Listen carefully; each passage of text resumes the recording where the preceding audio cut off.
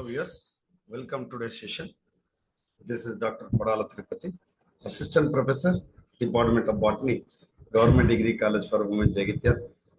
We are going to discuss about the previous papers which has conducted by National Testing Agency, UGC, NET.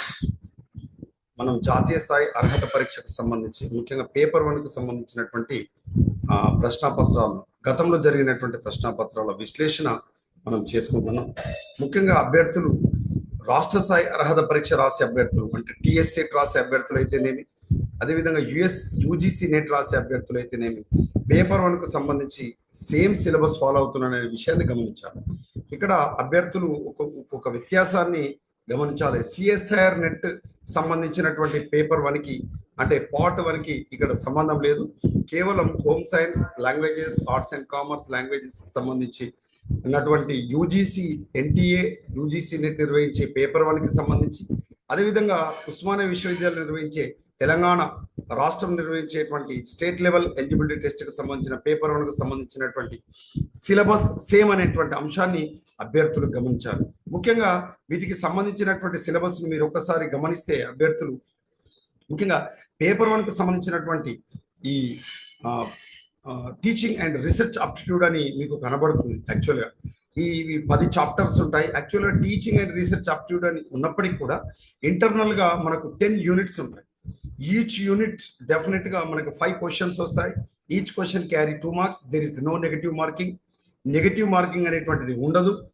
అభ్యర్థులు గమనించాల్సినటువంటి అంశం ఏంటంటే ఇందులో మనం 10 యూనిట్లకు సంబంధించి అన్నిటి మీద దృష్టి పెట్టాలి. ఈక్వల్ వెయిటేజ్ అనేటువంటిది ఉంటుంది. ఈ విషయాన్ని అభ్యర్థులు గమనించాలి. So first unit teaching aptitude, second unit research aptitude, third unit comprehension, fourth unit communication, fifth unit mathematical reasoning and aptitude, and sixth one logical reasoning, seventh one data interpretation, eighth one ICT information and communication technology, ninth one people development and environment, and last one higher education system.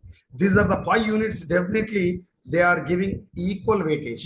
వాళ్ళు ఖచ్చితంగా ఈ weightage ని ఇస్తున్నారు. అంటే correct గా మొదటి 5 ప్రశ్నలు అంటే మొదటి 5 ప్రశ్నలే అనేటువంటి విషయాన్ని అభ్యర్థులు ఇక్కడ గమనించాలి. సో ఫస్ట్ 5 క్వశ్చన్స్ మనకు టీచింగ్ అప్టిట్యూడ్ అంటే 1 నుంచి 5 వరకు టీచింగ్ అప్టిట్యూడ్, 6 నుంచి 10 ప్రశ్నల వరకు రీసెర్చ్ అప్టిట్యూడ్. అభ్యర్థులు బాగా వినండి. అదేవిధంగా 11 నుంచి 15 వరకు కాంప్రిహెన్షన్, ఒక ప్యాసేజ్, ఒక ఎస్సే అంటే దట్ మీన్స్ ఒక పారాగ్రాఫ్ ఇచ్చి అందులో నుంచి సమగ్రంగా చదివి మనం 5 ప్రశ్నలకు సమాధానం రాయాల్సి ఉంటుంది. కమ్యూనికేషన్ ముఖ్యంగా భావ ప్రసారానికి సంబంధించి barriers of the communication, effective communication, interpersonal communication, intrapersonal communication, particle communication, cross cultural communication, longitudinal communication, వీటికి సంబంధించి ఎన్కోడర్స్, డీకోడర్స్, వీటికి సంబంధించి అంశాలు ఇందులో అడగడానికి అవకాశం ఉంటుంది.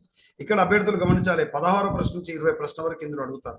మ్యాథమెటికల్ రీజనింగ్ అండ్ ఆప్టిట్యూడ్కి సంబంధించి 21వ ప్రశ్న నుంచి 25 ప్రశ్న వరకు ఇందులో అడుగుతారు. అంటే 5 ప్రశ్నలే. ప్రతి టాపిక్ గుర్తుపెట్టుకుని ప్రతి యూనిట్కు 5 ప్రశ్నలే.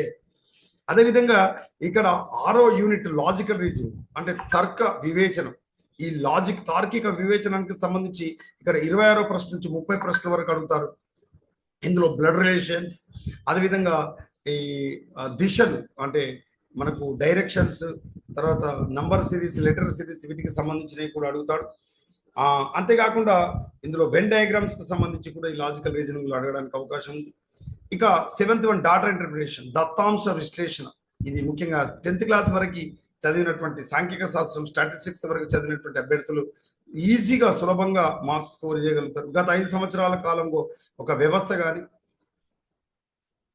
ఒక విద్యా వ్యవస్థ కానీ, విద్యా సంస్థ కానీ, ఒక పరిశ్రమ కానీ సాధించిన ఫలితాలు, ఉత్పాదకతలు, శాతాలకు సంబంధించిన ప్రశ్నలు, లేదా ఒక క్లాస్ రూమ్ కు సంబంధించినటువంటి సబ్జెక్ట్, లేదా ఒక స్కూలుకు సంబంధించినటువంటి మనకు వివిధ తరగతులు సాధించిన ఫలితాలు, వివిధ సంవత్సరాల్లో సాధించిన ఫలితాలు, ఈ విధంగా బార్ గ్రాఫ్, పై గ్రాఫ్, లైన్ గ్రాఫ్, అదేవిధంగా ట్యాబులర్ ఫామ్ లో ఇచ్చి ప్రశ్నలు అడుగుతారు. దత్తాంశ విశ్లేషణ ఇది మనకు 31వ ప్రశ్న నుంచి 35వ ప్రశ్న వరకు ఉంటుంది. ఇక తర్వాత 8వ unit ICT information communication technology.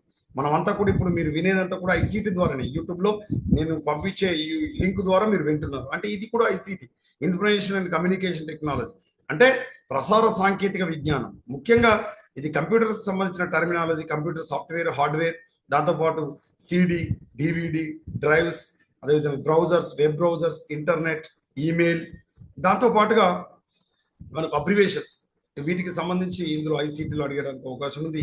ఇది 36వ ప్రశ్న నుంచి 40 ప్రశ్న వరకు ఖచ్చితంగా ఇందులో అడుగుతారు. అంటే 36వ ప్రశ్న నుంచి 40 వరకు ఏముంటుంది, ఐసీటీ ఉంటుంది. ఇలా గమనించాలి అభ్యర్థులు.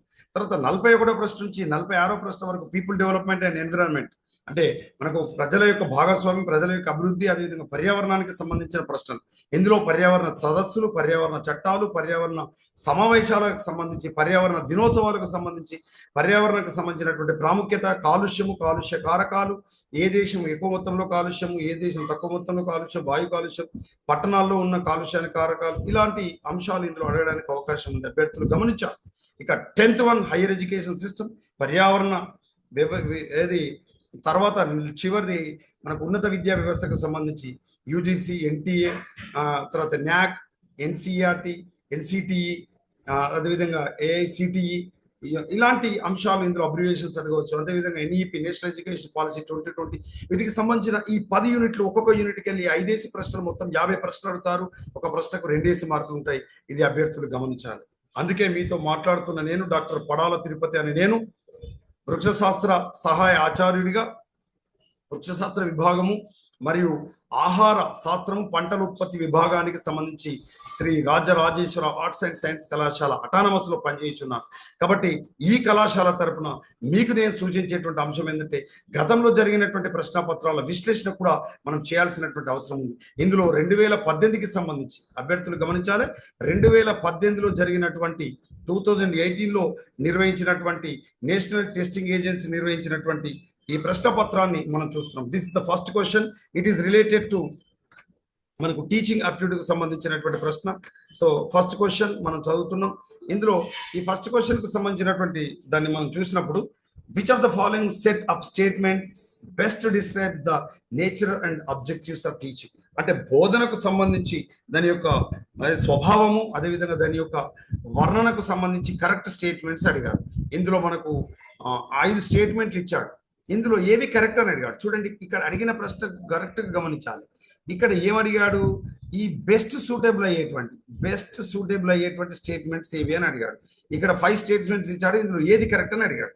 ఇందులో అభ్యర్థులు గమనిస్తే, teaching and learning are integrally related. Yes, బోధన అభ్యసన అనేటువంటిది మనకు ఇంటిగ్రల్, అంటే సమీకృతంగా అవి సహసంబంధాన్ని కలిగి ఉంటాయి. Then there is no difference between teaching and training. ఖచ్చితంగా డిఫరెన్స్ టీచింగ్ కు ట్రైనింగ్ కు ఖచ్చితంగా తేడా ఉంటుంది, కానీ ఇక్కడ తేడా ఉండదు అన్నాడు. కాబట్టి ఇది కరెక్ట్ కాదు. Concern of all teaching is to ensure some kind of transformation in students, అంటే ముఖ్యంగా విద్యార్థులకు సంబంధించి, అన్ని రకాల విద్యార్థులకు సంబంధించి వాళ్ళ లోపల మార్పును, ముఖ్యంగా ట్రాన్స్ఫర్మేషన్, పరివర్తనకు సంబంధించి బోధన అనేటువంటిది తోడ్పడుతుందని చెప్తారు. ఎస్, కాబట్టి ఇది కూడా దీనికి మనకు సూటబుల్ అని చెప్పవచ్చు. మొదటిది సూటబుల్, ఇది సూటబుల్. తర్వాత all good teaching is formal in nature. No, all good teaching formal nature ఉండాలని లేదు. A teacher is a senior person. Teacher ఎప్పుడు సీనియర్ పర్సన్ కాదు, ఆయన కంటే సీనియర్స్ ఉంటారు. కాబట్టి ఇది కాదు, ఇది కాదు. మరి చివరి చూద్దాం. Teaching is a social act, whereas learning is a personal act. Yes, మనకు తెలుసు బోధన అనేటువంటిది ఒక సామాజిక వర్ణన లేదా సామాజిక ప్రవర్తనగా మనం చెప్పుకుంటాం. Learning is a personal act, అభ్యసనం అనేటువంటిది వ్యక్తిగతకు సంబంధించినటువంటి ప్రవర్తన.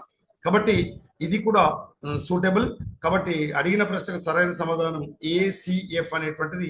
చూడండి, ఇది సరైన సమాధానం. This the first question length and depth ను విద్యార్థులు గమనించాలి, అభ్యర్థులు గమనించాలి.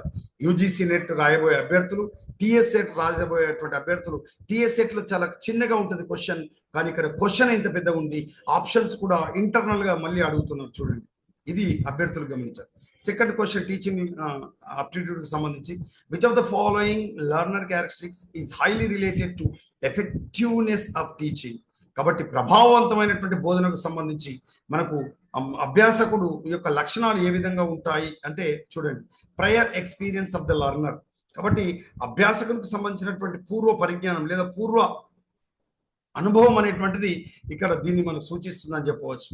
ఇక ఫోర్త్ క్వశ్చన్ మనం చూసినప్పుడు, from the list of evaluation procedures given below identity those which will be called formative evolution. మనకు తెలుసు మనకు diagnostic evolution, formative evolution, summative evolution అని మనకు తెలుసు.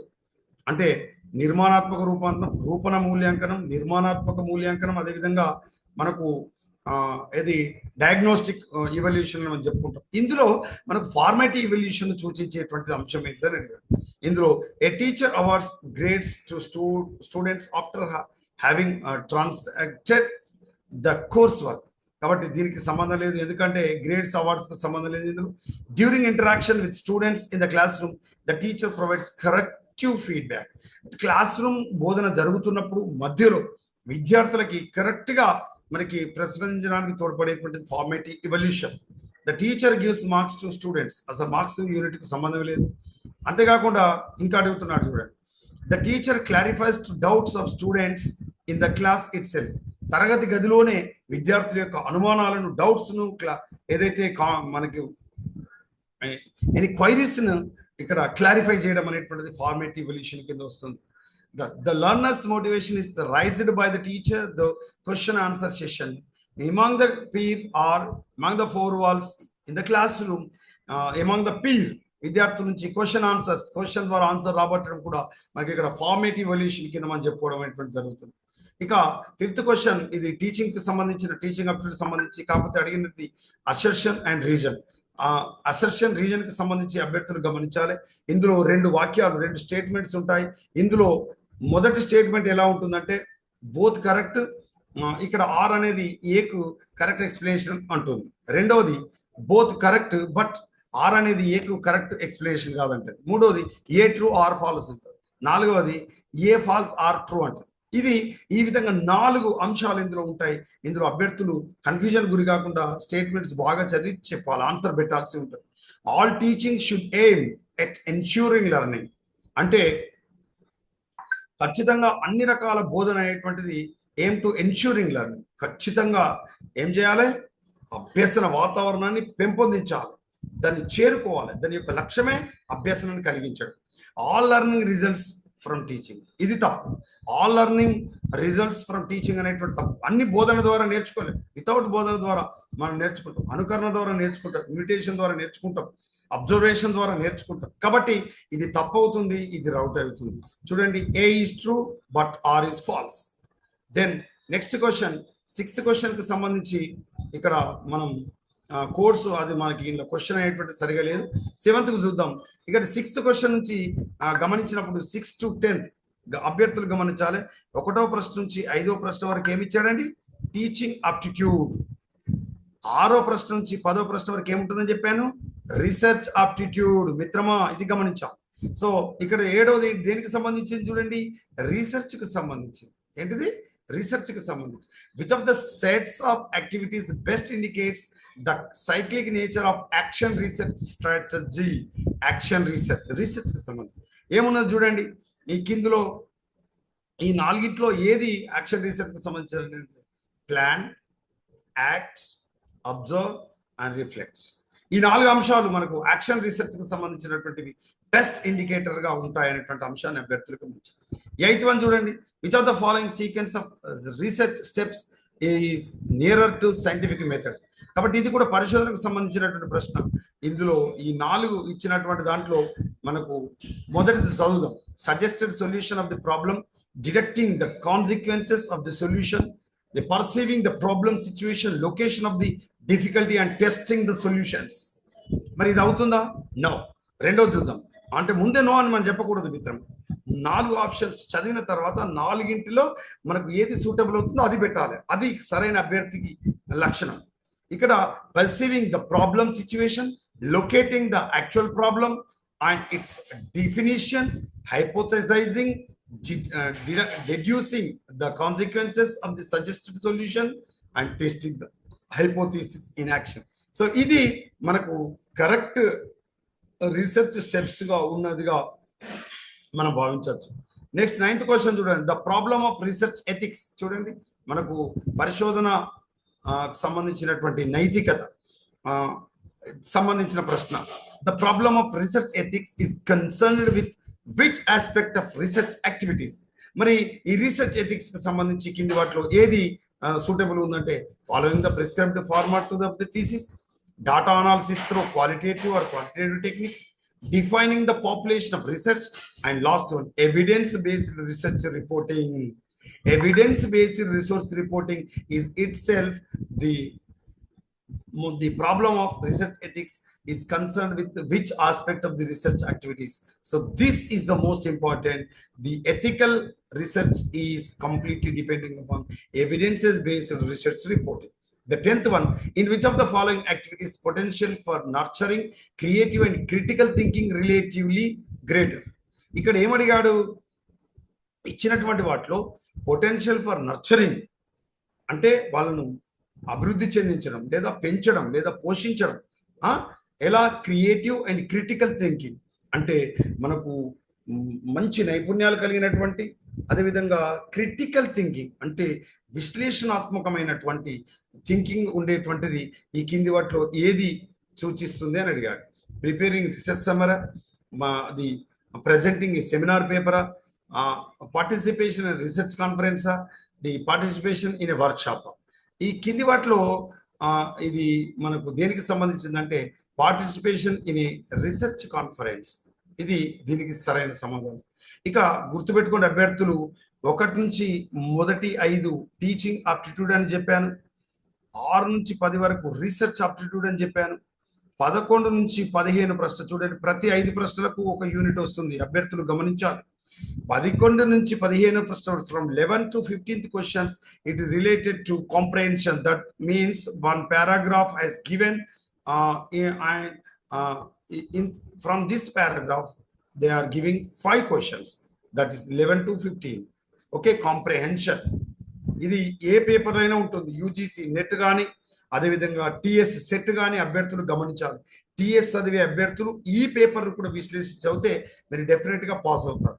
ఇక నెక్స్ట్ 1 నుంచి 5 ఏమన్నాను టీచింగ్ ఆప్టిట్యూడ్, 6 నుంచి 10 ఏమన్నాను రీసెర్చ్ ఆప్టిట్యూడ్, 11 నుంచి 15 ఏమన్నాను కాంప్రిహెన్షన్, 16 నుంచి 20 వరకు కమ్యూనికేషన్, భావ ప్రసారం, కమ్యూనికేషన్ 16 నుంచి 20 వరకు. చూడండి ఇక్కడ కమ్యూనికేషన్ సంబంధించి 16వది differentiation between acceptance and non acceptance of certain stimuli in class room communication. వచ్చింది ఆ ప్రశ్న. Communication is the basis of, దీన్ని మనం ఏమంటాం అంటే యాక్సెప్టెన్స్ అండ్ నాన్ యాక్సెప్టెన్స్. అంటే మనం దాన్ని యాక్సెప్ట్ చేయడం అంటే దట్ మీన్స్ ఒప్పుకోవడం, అదేవిధంగా నాన్ యాక్సెప్టెన్స్ తిరస్కరించడం అంటే అనుమతించడం తిరస్కరించడం. దేని మీద ఆధారపడి ఉంటుందంటే selective attention. The right answer selective attention. 17th question చూడండి, ఇక్కడ కూడా మనకి ఏమి ఇచ్చాడు అసర్షన్ అండ్ రీజన్. ఇందులో కూడా మీరు అభ్యర్థులు గమనించాలి. అంటే ఏ ఆర్ అనేటువంటిది ఇచ్చి ఈ 2 స్టేట్మెంట్ల ఆధారంగా మొదటిది both A and R true, R is correct explanation to A అని ఇస్తాడు. రెండవది both A and R true but R is not correct explanation to A అంటాడు. థర్డ్ మీరు గమనిస్తే A is true, R is false అంటాడు. అదేవిధంగా D ఏమంటాడంటే that means 4th one ఏమంటాడంటే మనకు R is true, A is false అని ఇస్తాడు. ఇట్లా మీరు గమనించాలి. సో ఇచ్చిన స్టేట్మెంట్ మనం చదువుతాం. The initial message to students in the class room by teacher need not be critical to establish interactions later. Or more control over the communication process means more control over what the students are learned. ఈ 2 స్టేట్మెంట్ల ఆధారంగా మనకు ఏది correct లేదా 2 కరెక్టా లేదా 2 correct కాదా లేదా 2 కరెక్ట్ అయితే ఆర్ అనేది కరెక్ట్ ఎక్స్ప్లెనేషన్ టు ఏనా అని మనం చూసినప్పుడు A is false but R is true. Then 18th కూడా కమ్యూనికేషన్ కు సంబంధించి అసర్షన్ అండ్ రీజన్ ఇచ్చాడు. అసర్షన్ రీజన్ కి సంబంధించి మొదటి చూడండి, to communicate well in the class room is a natural ability. Then effective teaching in the classroom demands knowledge of the communication process. ఇందులో ఈ 2 స్టేట్మెంట్లలో మనకు A is false and R it true చూడండి. Then 9th one, it is also assertion and reason for the communication. 19th చూడండి, assertion ఏమి ఇచ్చాడు, class room communication is a transaction process. Then R ఏమన్నాడు, teacher does not operate under the assumption that students responses are the purposive selects purposive అన్నాడు. ఇందులో మనకు ఏది correct అని అడిగాడు. చూడండి పై రెండులో ఏ ఫాల్స్ ఆర్ ట్రూ అన్నాడు. కిందికి వచ్చేసరికి చూడండి ఏముందో, A is true but R is false. అందుకే అభ్యర్థులు బాగా అర్థం చేసుకొని ఆన్సర్ పెట్టారు. సో ఇప్పటి వరకు ఏం చదివాము మనము అంటే మన కమ్యూనికేషన్ సంబంధించి ఎప్పటి నుంచి ఎప్పటి వరకు 16 నుంచి 20 వరకు కమ్యూనికేషన్, 21 నుంచి 25 ప్రశ్న వరకు ఏముంటాయి మరి maths, mathematical reasoning and aptitude. So 28ది కూడా కమ్యూనికేషన్ సంబంధించి చూడండి, which of the following sets of statements is correct for describing the human communication process. మానవ భావ ప్రసారాలకు సంబంధించి ఏవి కరెక్ట్ అని అడిగాడు. చూడండి ఇందులో ఏబిసిడి కరెక్ట్ అన్నాడు. Non verbal communication can stimulate ideas. Non verbal communication అంటే భాషతో సంబంధం లేకుండా, అంటే సౌండ్స్తో సంబంధం లేకుండా సైగలతో, body language, gestures, postures, eye contact, okay నా ఇట్లా ఇవన్నీ ఇలా కదిలేటువంటి అన్ని కూడా ఏమైతే అంటే నాన్ వెర్బల్ కమ్యూనికేషన్. ఇవి స్టిమ్యులేట్ ఐడియాస్, మన లోపల ఆలోచన రేకెత్తిస్తాయి. ఇప్పుడు నేను ఇలా మాట్లాడుతున్నప్పుడు ఓహో ఆలోచనకు సంబంధించి ఇట్లా మీరు అర్థం చేసుకోండి. Communication is a learned ability. అంటే కమ్యూనికేషన్ అనేటువంటిది మనకి లర్న్డ్ ఎబిలిటీ, నేర్చుకోబడినటువంటి సామర్థ్యం. ఎస్ ముందు లేదు కదా కాబట్టి నేర్చుకోబడిన సామర్థ్యం. తర్వాత communication is not a universal panacea. గుర్తుపెట్టుకోండి, communication is not a universal panacea. Then fourth one, communication cannot break down. దీన్ని ఎవరు కూడా బ్రేక్ డౌన్ చేయలేరు. సో ఈ 4th ఆన్సర్ కరెక్ట్. ఇక 21 నుంచి మొదలుకుంటే మ్యాథ్స్ వచ్చాయి చూడండి మిత్రమా. The next term in the series, ఇది నంబర్ సిరీస్ ఇచ్చారు. 1, 5, 15, 29 తర్వాత ఏమొస్తుంది? 1, 5, 15, 29 తర్వాత ఏమొస్తుంది? 47. The next term in the series ABD, DGK, HMS, MTB, SBL, ZKW వస్తుంది. దెన్ వారణాసి అని మనం WCUESGZQ అని రాస్తే కోల్కతాను ఏమని రాస్తాం? కోల్కతాను LQOOFZH గా రాయొచ్చు. Then introducing Rakesh to her husband, a woman said, his brother's father is the only son of my grandfather. The woman is related to Rakesh. ఏమని చెప్పింది? ఒక రాకేష్ చూపించి Rakesh to her husband, okay ఆమె యొక్క భర్తకు సంబంధించి చూపిస్తూ హిస్ బ్రదర్స్ ఫాదర్ అంటే వాళ్ళ యొక్క అన్న వాళ్ళ నాన్న is the only son of my grand father అని చెప్పింది. అప్పుడు ఆ ఉమెన్ కు రాకేష్ ఏమవుతాడు అంటే ఆ ఉమెన్ రాకేష్ కు ఏం సంబంధం ఉంటుందంటే సిస్టర్. దెన్ 25th క్వశ్చన్ చూడండి, 2 numbers are in the ratio 2:5. If 16 is added to both the numbers, the ratio becomes 1:2. The numbers are, ఇక్కడ ఆన్సర్ ఏమవుతుందంటే 32, 80. Then superiority of intellect depends upon its power of concentration on one theme in the same way as a concave mirror collects all the rays that strike upon it into one point. ఇలాంటి దాన్ని ఏమంటాం? Mathematical అంటామా, psychological అంటామా, analogical అంటామా, deductive అంటామా? అంటే analogical reasoning కి సంబంధించి. నెక్స్ట్ 27 చూడండి, ఇక్కడ మనకు ప్రిమైసెస్ ఇచ్చారు. ఇక్కడ ప్రిమైసెస్ ఏమిచ్చారు? Most of the dancers are physically fit. బాగా డాన్స్ చేసే వాళ్ళు ఫిజికల్ గా దృఢంగా ఉంటారు, గట్టిగా ఉంటారు అని చెప్తారు.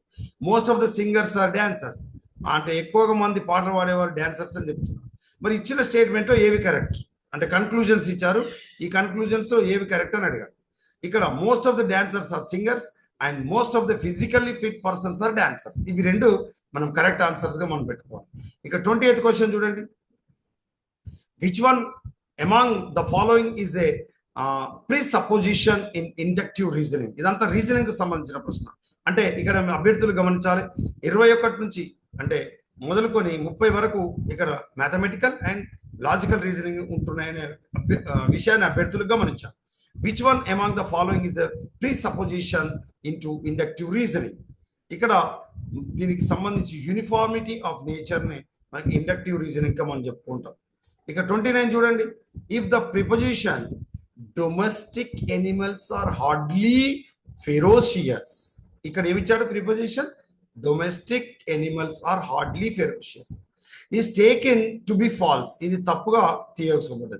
Which of the following proposition or propositions can be claimed to be certainly true? ఇచ్చిన దానికి మనకు ఈ ప్రపోజిషన్స్ ఏవైతే ఇచ్చారో అందులో ఏది ట్రూ అని అడిగాడు. All domestic animals are ferocious, most of the domestic animals are ferocious. ఈ రెండు మన కరెక్ట్ ఆన్సర్స్ గా మనం చెప్పుకున్నాం. ఇక 30 లాస్ట్ రీజనింగ్ కి సంబంధించిన last question. Which one of the following statements is not correct in the context of Venn diagram method? చూడండి, వెన్ డయాగ్రామ్ కి సంబంధించి ఇక్కడ ఇచ్చింది ఏంటంటే, it is a method of testing the validity of arguments. It represents both the premises of one syllogism in one diagram. It requires two overlapping circles for the two premises of a standard form categorical syllogism. It can be used to represent classes as well as prepositions. మరి ఇచ్చిన దానికి ఈ మనకు third option is the right answer. It requires two overlapping circles. అంటే ఎట్లా ఉండాలి? ఇగో ఇలా ఉండాలి. వెన్ డయాగ్రామ్స్ అంటే ఎలా ఉండాలి? ఇలా overlapping circles.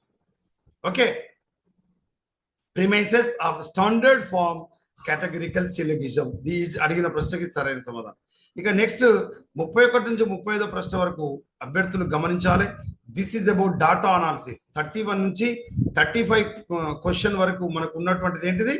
From 31 to 35 data analysis, దత్తాంశ విశ్లేషణ. ఇందులో ఒక పారాగ్రాఫ్, ఒక ట్యాబులర్ ఫామ్, ఒక బార్ గ్రాఫ్ లేదా ఒక లైన్ గ్రాఫ్, ఒక పై గ్రాఫ్ ఇలా ఇచ్చి ఒక సంస్థ ఉత్పత్తులు, ఉత్పాదకత లేదా పరిశ్రమ సాధించిన ఉత్పాదకత లేదా ఒక పాఠశాల సాధించిన ఫలితాలు లేదా ఒక క్లాస్ రూమ్ లో సబ్జెక్ట్ సంబంధించిన విద్యార్థులకు సంబంధించిన ఆదర్శాతం, వీటికి సంబంధించి ఈ డాటా అనాలిసిస్ లో 31 to 35 క్వశ్చన్స్ ఉంటాయి ప్రతి పేపర్ లో. టీఎస్ సెట్ కానీ పేపర్ 1, అదేవిధంగా యూజీసీ నెట్ కానీ. ఇక 36 క్వశ్చన్ నుంచి మొదలుకుంటే అభ్యర్థులు గమనించాలి. అంటే ఇక్కడ ఏంటి? 1 నుంచి 5 టీచింగ్ అప్టిట్యూడ్, 6 నుంచి 10 రీసెర్చ్ అప్టిట్యూడ్, 11 నుంచి 15 కాంప్రహెన్షన్ అంటే ప్యాసేజ్ ఇస్తాడు, 16 నుంచి 20 వరకు కమ్యూనికేషన్, గుర్తుపెట్టుకోండి, 21 నుంచి 30 వరకు reasoning, mathematical reasoning and logical reasoning, 31 నుంచి 35 వరకు మనకు డాటా అనాలిసిస్ అంటే దత్తాంశ విశ్లేషణ, డాటా అనాలిసిస్, 36వ ప్రశ్న నుంచి 40 వరకు ఐసిటి. అంటే ఇప్పుడు 36 నుంచి 40 వరకు అంటే మనం ఏ ప్రశ్నలు ఉన్నాము చూడండి. 36వ ప్రశ్న ఇగో ఇది. కాబట్టి ఐసిటికి సంబంధించిన ప్రశ్న, information and communication technology. 36th question నుంచి 40 వరకు. సో ఐసిటికి సంబంధించిన 36 నుంచి 40 వరకు ఐసిటి కదా. మరి 41 నుంచి 45 ఏముంటది? Environment, people development and environment కి సంబంధించి ఉంటుంది. 46 నుంచి 50 వరకు ఏముంటుంది? హయ్యర్ ఎడ్యుకేషన్ సిస్టమ్ ఉంటుంది. హయ్యర్ ఎడ్యుకేషన్ సిస్టమ్, ఇది అభ్యర్థులు గమనించాలి. ఇప్పుడు 36 క్వశ్చన్ చూద్దాం. Which of the following statements regarding the term ICT is are true? ఇక్కడ పి చూద్దాం. P, ICT is an acronym that stands for Indian classical technology. ICT అంటే Indian classical technology? No. మరి రెండోది చూడండి, converging technologies that exemplify ICT include the merging of audiovisual, telephone and computer networks through common cabling system. So is the right answer and the Q statement is right. Next 37 question for ICT. A new laptop has been produced that weight less, is smaller and uses less power previous laptop models. Which of the following technologies has been used to accomplish this? ఇక్కడ solid state hard drive అనేటువంటిది ఇందులో use చేయడం అనేటువంటి జరుగుతుంది. Solid state hard drive. 37th question. ఇక 38 question చూడండి, ఇది కూడా ఐసిటికి సంబంధించింది. Given the following emails fields, ఇక్కడ ఈమెయిల్స్ సంబంధించిన ఫీల్డ్స్ ఇచ్చారు. Which of the email address will Swami be able to see when he receives the message mail? ఎప్పుడు స్వామి మెయిల్ పొందుతాడు? ఇలా ఉంటే పొందుతాడా, ఇలా ఉంటే పొందుతాడా, ఇలా ఉంటే పొందుతాడా? వీటికి సంబంధించి ఏది కరెక్ట్ ఆన్సర్ అంటే గుర్తుపెట్టుకోండి, ఇది correct answer. ram@test.com, raj@test.com, ravi@test.com. ఇది మనకు ఇచ్చినటువంటి సరైన సమాధానం ఇది. Okay, then 39th question, put the following units of storage into correct order starting with the smallest unit first and going down in the largest unit. First smallest అన్నాడు, తర్వాత largest అన్నాడు. అంటే FBACEB. ఎఫ్ అంటే ఏంటిది? Bit. So అన్నిటికంటే చిన్నది ఏంటిది? Bit. కాబట్టి బిట్టుకు ఒకటో తెద్దాం.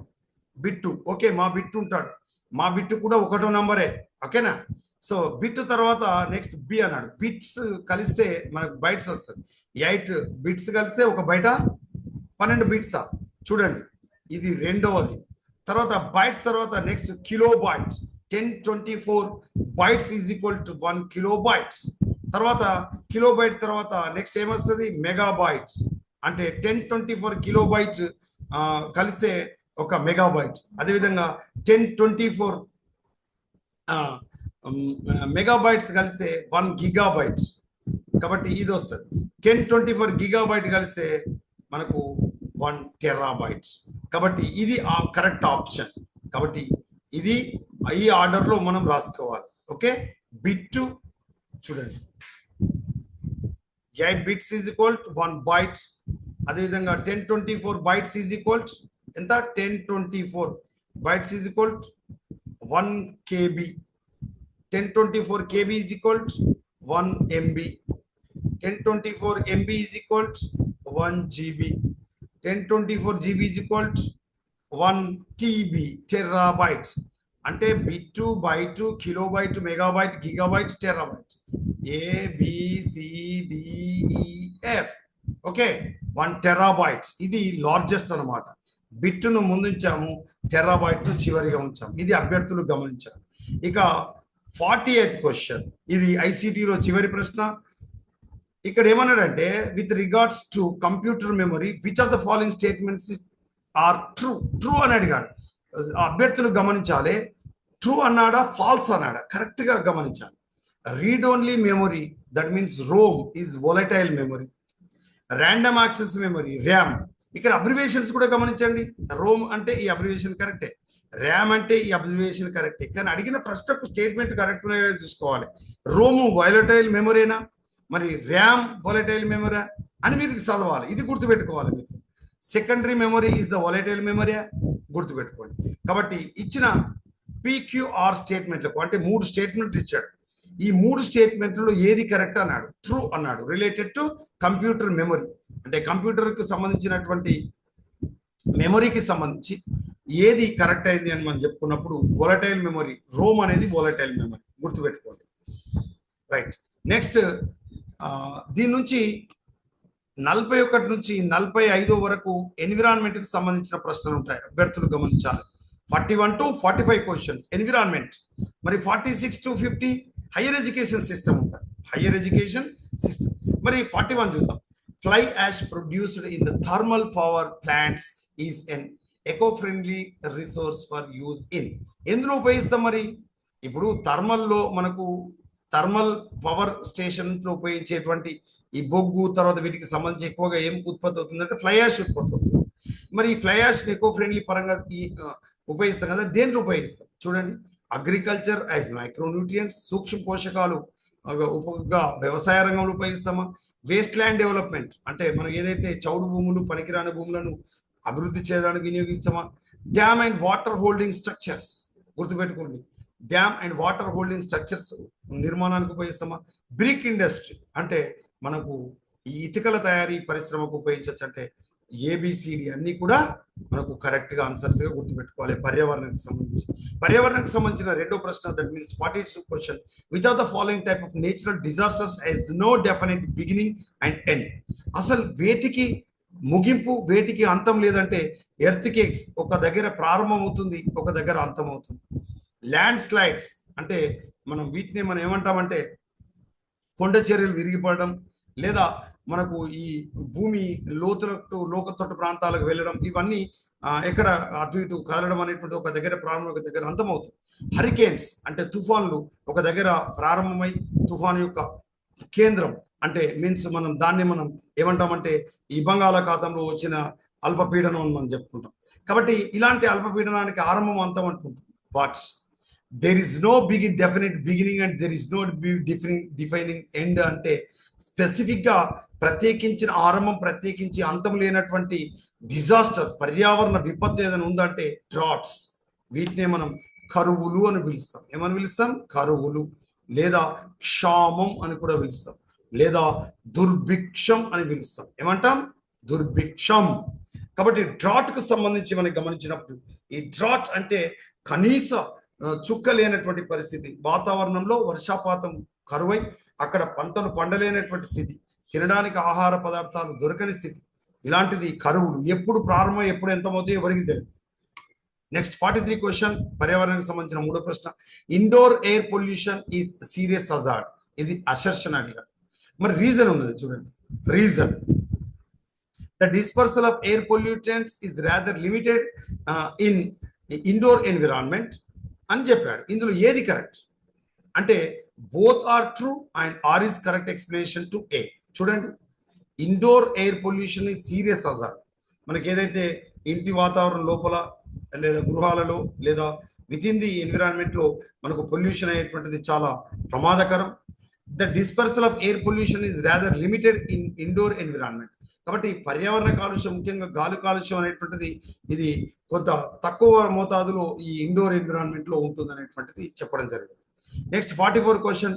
In terms of their contribution to the total power generation in India, identify the correct sequence of energy sources. Thermal power plants, TPPs, thermal power plants, large hydro power projects, and nuclear energy and renewable energy, which include solar energy, wind energy, biomass and small hydropower projects. ఇందులో ఇక్కడ ఏమడిగాడంటే in terms of the total power generation in India, correct sequence of energy sources అని అడిగాడు. ఏది ఎక్కువ ఏది తక్కువ అని గమనిస్తే మనకు థర్మల్ పవర్ ప్రాజెక్ట్స్ అనేటువంటి ఎక్కువ మొత్తంలో ఉత్పత్తి చేస్తున్నాయి. ఆ తర్వాత రెన్యూవబుల్ ఎనర్జీ రిసోర్సెస్, ఆ తర్వాత మనకి ఇక్కడ లార్జ్ హైడ్రో పవర్ ప్రాజెక్ట్స్, ఆ తర్వాత న్యూక్లియర్ ఎనర్జీ. ఇది మనకు ఇది డిసెండింగ్ ఆర్డర్ మనం చెప్పుకుంటాం. ఎక్కువ నుంచి తక్కువకు మనం చెప్పుకోవడం అనేటువంటిది జరుగుతుంది. Next 45 question. This the last question of the environment. Which of the following is considered as a major source of pollution in rivers of India? భారతదేశ నదులకు ప్రధానమైన కాలుష్య కారకం ఏంటిదంటే గుర్తుపెట్టుకోండి, అన్రెగ్యులేటెడ్ స్మాల్ స్కేల్ ఇండస్ట్రీయా, agricultural runoff, thermal power plants అంటే గుర్తుపెట్టుకోండి అన్ట్రీటెడ్ సీవేజ్. మురుగు అంటే పారిశుద్ధ్యం లేనటువంటి లేదా శుద్ధి చేయబడినటువంటి మురుగు కాలువల వల్ల, సీవేజ్ వల్ల, వ్యర్థాల వల్ల మనకు పవిత్రమైన భారతదేశ నదులు కాలుష్యపు కోరలో చిక్కుకుంటున్నాయి. ఇది విషయాన్ని అభ్యర్థులు గమనించారు. ఇక 46 నుంచి మొదలుకొని 50 వరకు అభ్యర్థులు చివరి 5 ప్రశ్నలు ఇవి హైయర్ ఎడ్యుకేషన్ సిస్టమ్ కు సంబంధించి, ఉన్నత విద్యా వ్యవస్థకు సంబంధించి. India has the largest hire education system in world after. దీని తర్వాత అంటే గుర్తుపెట్టుకోండి United states of America, USA and China తర్వాత భారతదేశం హైయర్ ఎడ్యుకేషన్ సిస్టమ్ గా 3వ స్థితిలో ఉందని గుర్తుపెట్టుకోవాలి. ఓకేనా? అంటే higher education, India has the largest hire education system in the world after. అంటే మొదటిది అమెరికా, రెండవది చైనా, మూడవది భారత్. లాస్ట్ 3 క్వశ్చన్స్ మనం చూస్తున్నాం. Next, prime ministers research fellowship is for students pursuing PhD programming. మరి దీనికి సంబంధించి ఎక్కడ మనకు ఇక్కడ ఈ PhDకి సంబంధించినటువంటి ప్రోగ్రామ్ పర్సూ చేయొచ్చు అంటే IITs అండ్ IIS. అంటే ఇండియన్ ఇన్స్టిట్యూట్ ఆఫ్ టెక్నాలజీస్, మనకు IIT Madras, IIT Kharagpur, IIT Kanpur, IIT బెంగళూరుకు సంబంధించి మనం తీసుకుంటాం. అదేవిధంగా IIS, Indian institute of sciences, వీటికి సంబంధించి మనకు ప్రైమ్ మినిస్టర్ రీసెర్చ్ ఫెలోషిప్ అనేటువంటిది స్టూడెంట్స్ PhD ప్రోగ్రామ్ లో పొందడానికి అవకాశం ఉంటుంది. ఇక రెండవది, ఇందులో మనం మూడవది గమనిస్తే leader of the opposition is the member of committees which select the central information commission, the central vigilance commission, the chairperson of national human rights commission. ఈ మూడింటికి సంబంధించి మన leader of the opposition is the member of committees ఇందులో ఉంటారు. అంటే మనకు ఎవరైతే ప్రతిపక్ష నేత ఉంటారో ఈ మూడిట్లలో మెంబరే ఉంటారు. ఏంటిది జాతీయ మనకు ఈ ఇన్ఫర్మేషన్ ఏదైతే మనకు సమాచార కమిషనర్గా, సెంట్రల్ విజిలెన్స్ కమిషనర్, అదేవిధంగా chairperson national human rights commission, అంటే భారత జాతీయ మానవ హక్కుల కమిషన్లో మెంబర్గా ఉంటాడు అన్నమాట.